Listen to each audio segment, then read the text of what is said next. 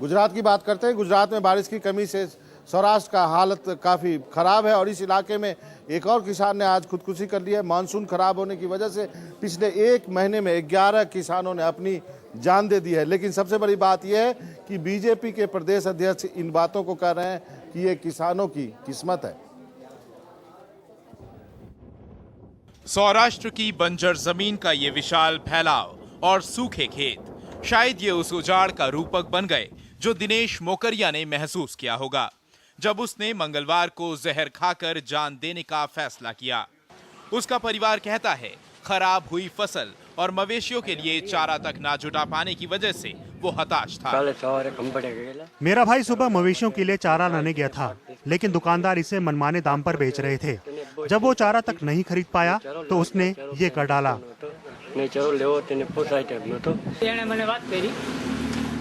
वो मेरी दुकान पर आया तो बहुत परेशान था। उसने कहा कि वो जान दे देगा और जब तक मैं कुछ समझ पाता उसने जहर पी लिया।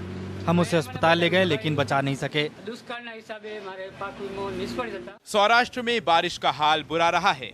इस बार मॉनसून 90% कम रहा और ज्यादातर कपास और मूंगफली की खेती करने वाले किसानों के लिए ये बिल्कुल खतरे की घंटी रहा।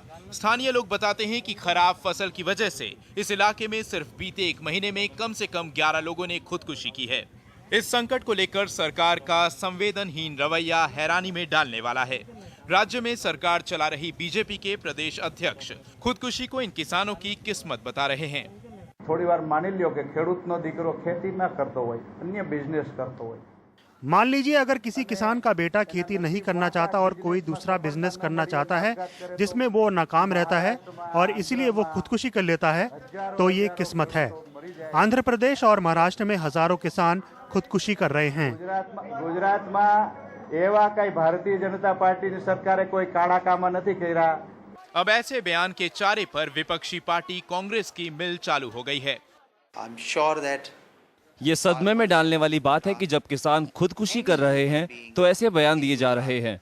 पार्टी को लोगों से माफी मांगनी चाहिए और किसानों को बचाने के लिए ठोस कदम उठाने चाहिए।